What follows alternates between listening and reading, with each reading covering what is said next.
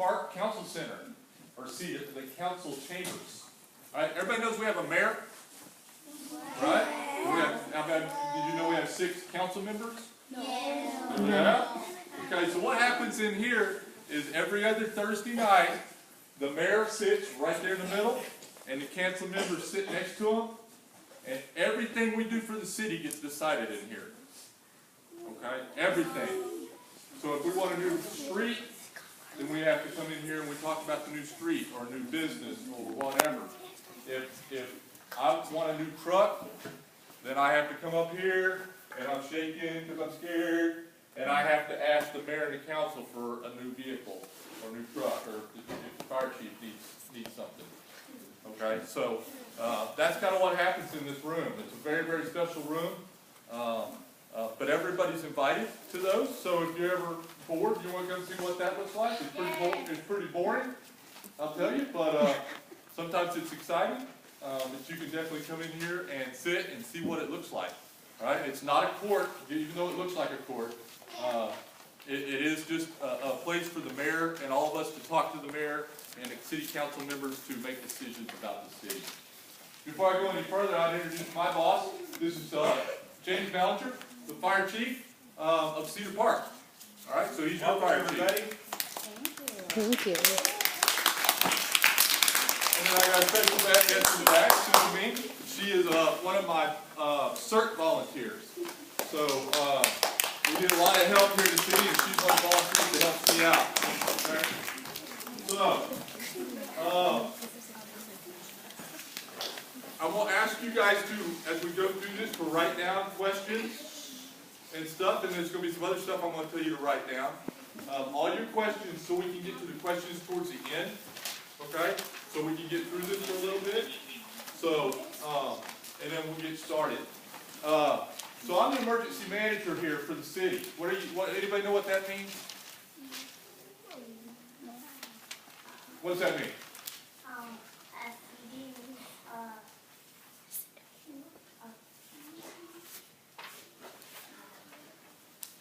That's all right, you don't know.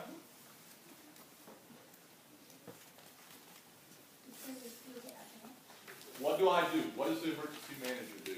What's my job?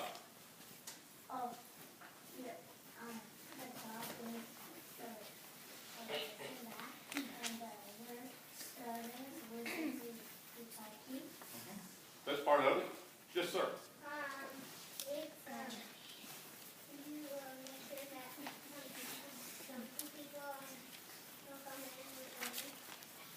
That's part, yeah. Well, we have police officers to do that.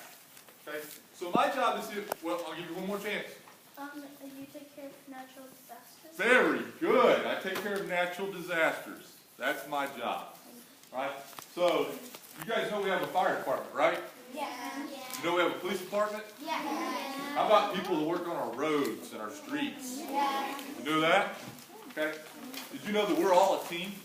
Yeah. We're especially a team when it comes to natural disasters. Okay, because it takes all of us during a natural disaster to solve the problems of the city. So we have our fire trucks that are going to go out there, and we're going to have our police officers that are going to go out there, and we got our people from Public Works that work on the roads that are going to go out there, and the ambulances and all that good stuff. All right?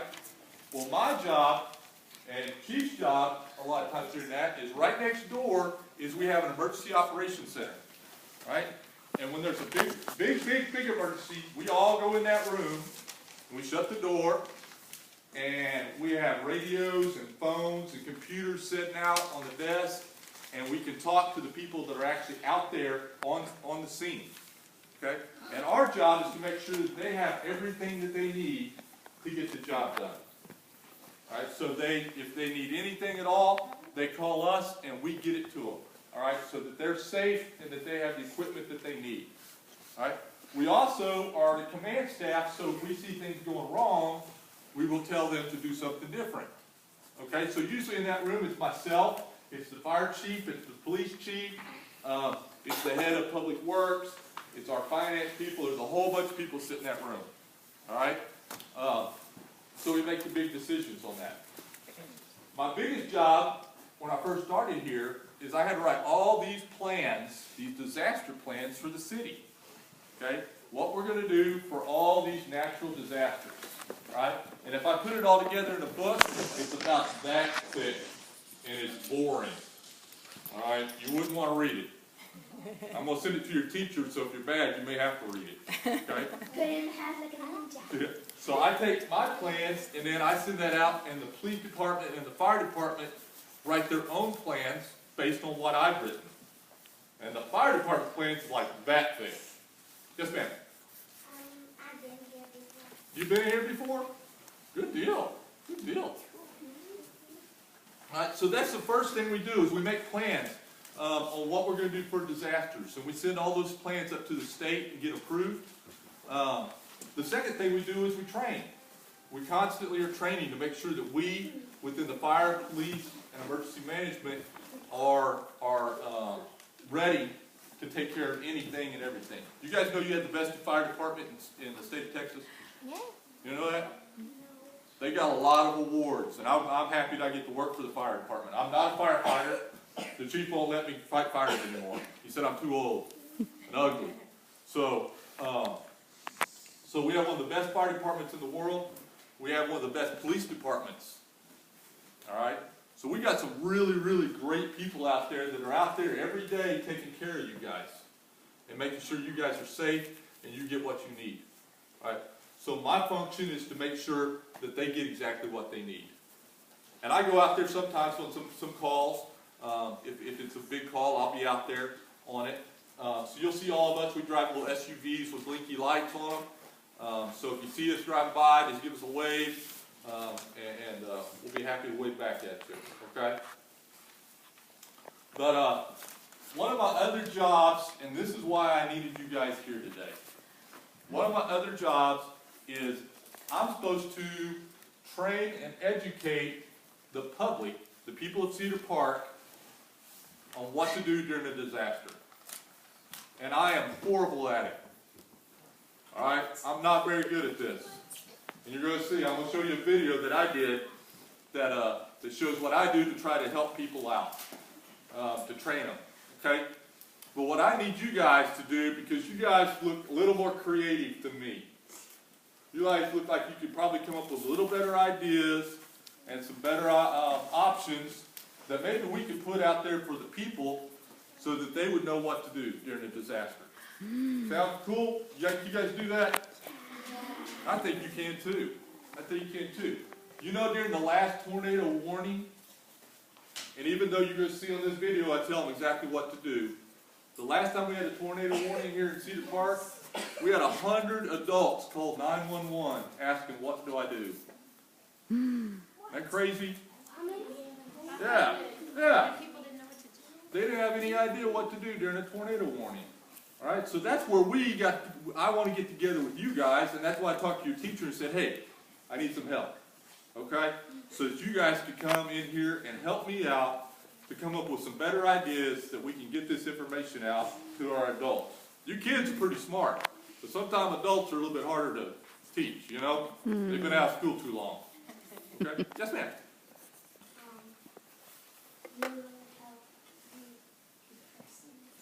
Do what?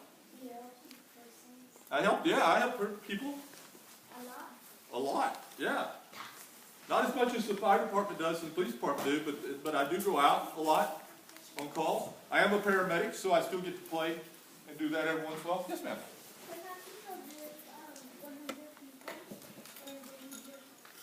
There's 100 people and they need my help. They will call us on the radio and say what they have, and we will make a call to make sure that they have more ambulances, more fire trucks, whatever they need. We can get fire trucks and ambulances from all over. So we have a lot of resources that we can pull to make sure that is ready to go. But really, with the Cedar Park Fire Department, 100 people, that's not a big deal. Sounds crazy, huh? But we can handle it. We can handle it. Yes, ma'am.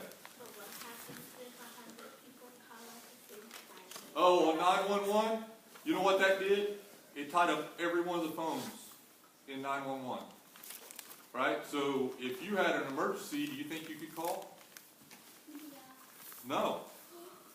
Because all these people were on the phones wanting to know what to do during a disaster.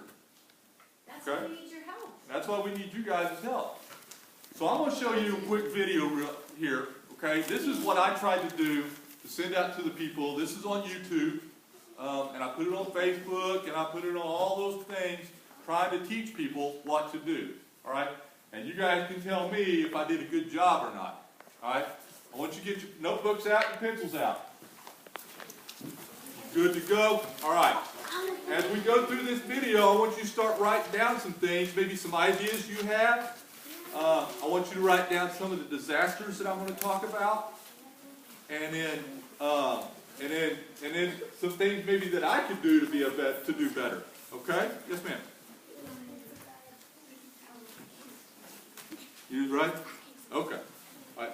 So you guys think you can do that? Sit through this about 5 minutes, Yeah. and then we'll come back and then we'll try to get together.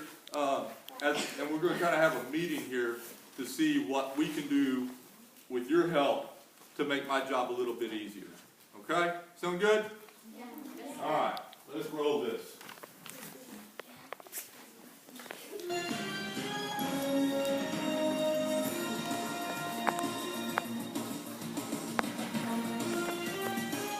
Hi, I'm Jenny Huerta, Media and Communications Manager for the City of Cedar Park. Thank you for watching CPTV 10 News. It's news that matters to you. April showers bring May flowers, or so the saying goes.